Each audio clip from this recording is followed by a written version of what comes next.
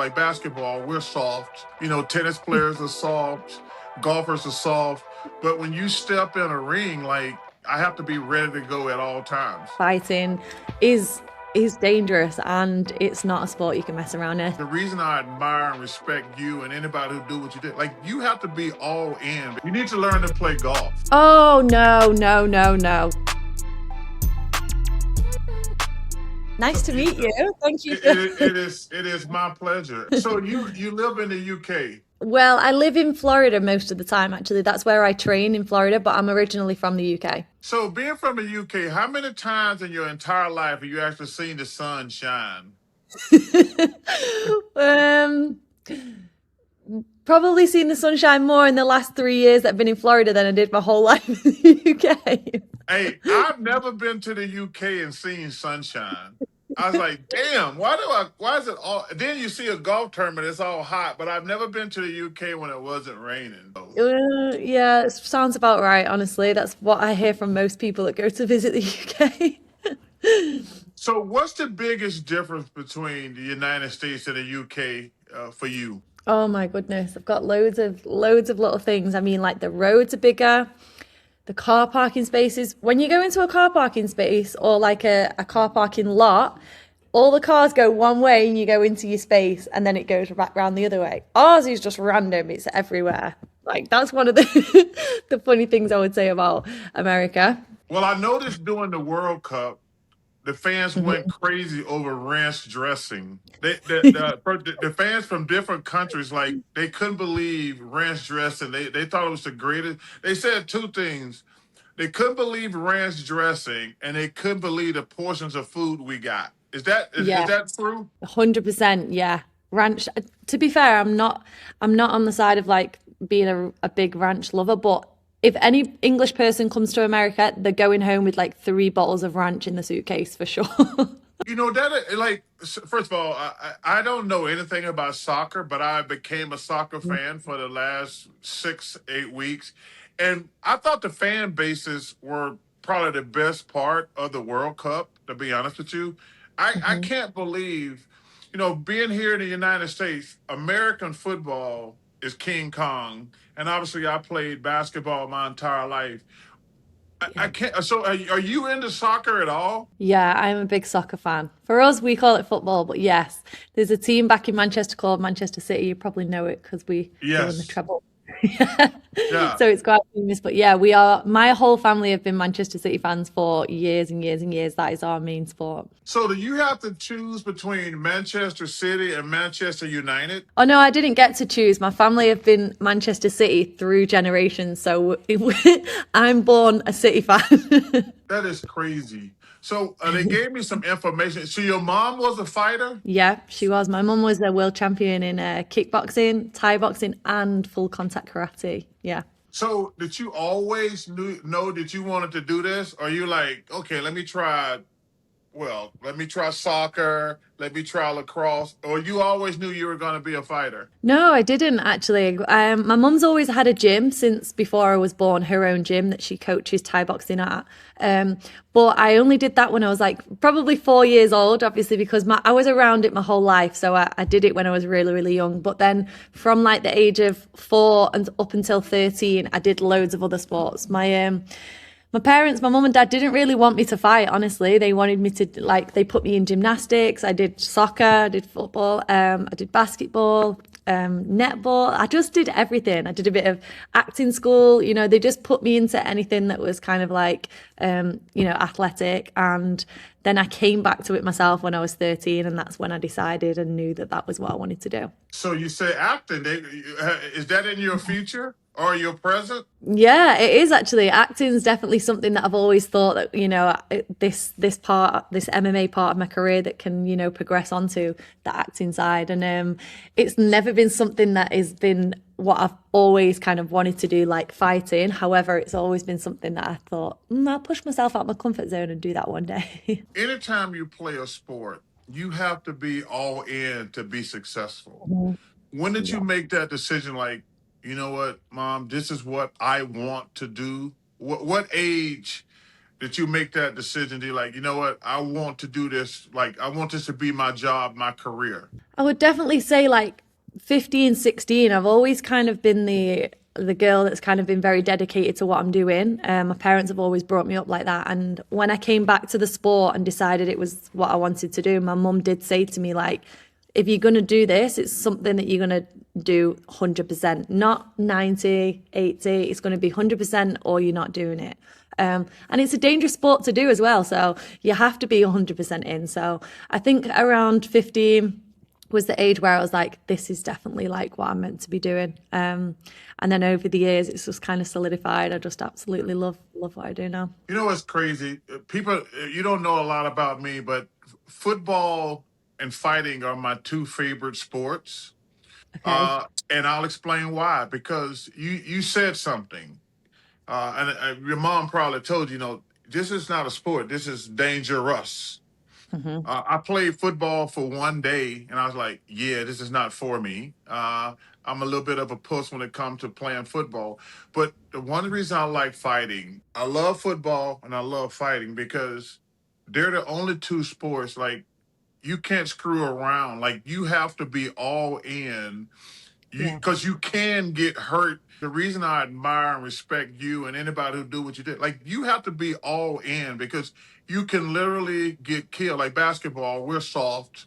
Tennis players are soft, golfers are soft. But when you step in a ring, like you have to be like, this is like I have to be ready to go at all times. Yeah, no, for sure. I don't want to put any other sports down, but definitely, football and MMA fighting is is dangerous and it's not a sport you can mess around in. I think having my mum, I've been through it before, and being a fighter herself, it was nice to kind of have that like experience and someone to talk to where like she knew beforehand what I was getting myself into, and she kind of just gave me that talk before to say like it's going to be tough, like this is not going to be easy, and if you're going to do it, it's 100%. So I was really lucky to have my mum there as a little bit of a role model to kind of look up to a little bit. You got brothers and sisters? I have two brothers. I have one older brother and one younger brother, but no sisters. So are they into fighting? Yeah, so my older brother is actually my striking coach, so he's one of my coaches now. He used to fight as well, but he kind of left that to the side and started coaching a lot more. But my younger brother is not really into that. He likes to watch the fighting, but he's not interested in doing it. When I first, it's probably been 30 years since I got into MMA and learned about it. Now, are you like, and I remember they were explaining me, I says, ground and pound.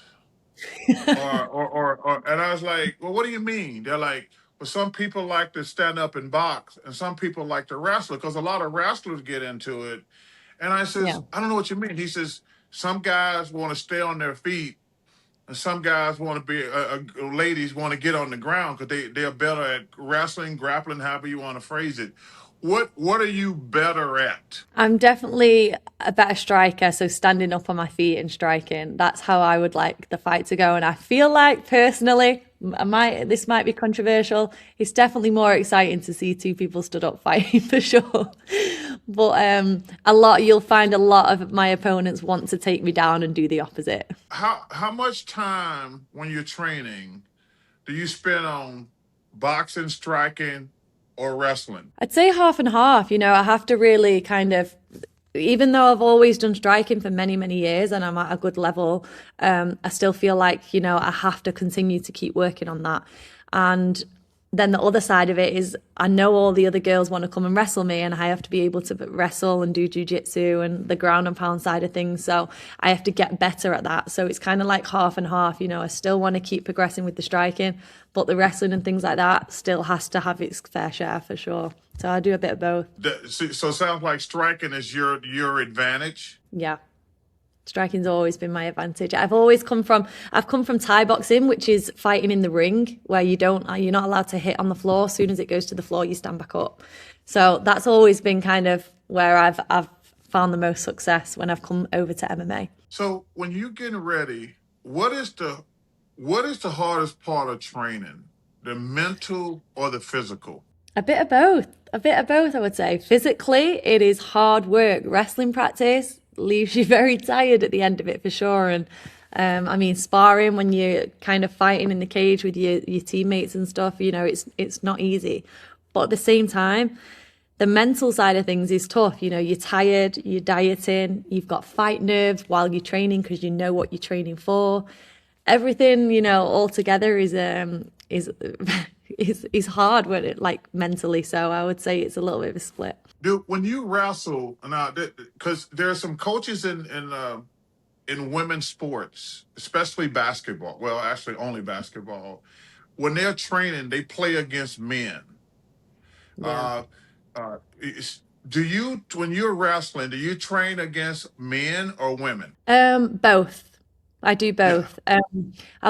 It's difficult because there's obviously not as many girls in this in combat sports as there is males. So, we're very limited sometimes with our partners. So you have to be able to mix in with the boys. And I have been somebody that's always trained with men my whole career. And I feel like that Wow. might have been why I progressed so quickly as well. It definitely helps. It's tough, but it helps too. Yeah, when I first a friend of mine, his name is Gino Ariema, and then same thing, Pat Summit at Tennessee. They would always practice against men, and they've won probably 25 championships between the two. So I say that would be a huge advantage. Like obviously, you don't want to wrestle against a big old brute, but wrestling against somebody who's a little bit stronger probably is a Mhm. huge advantage now, and it's probably gonna help your cardio. Because like when you fight against somebody your own size, it's got to be a huge advantage. And first of all, it's probably be a huge advantage mentally. Yeah, for sure. And that's the way I see it. Even training with the stronger girls is great help sometimes as well, going with girls that are a bigger weight class than you.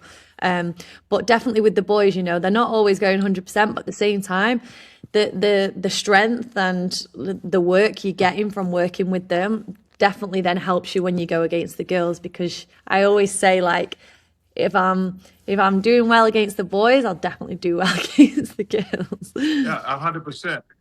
Okay, listen. Obviously, everybody who's great at something, you have to have a second thing. Like, I don't give a shit about MMA right now. I need to be a normal person.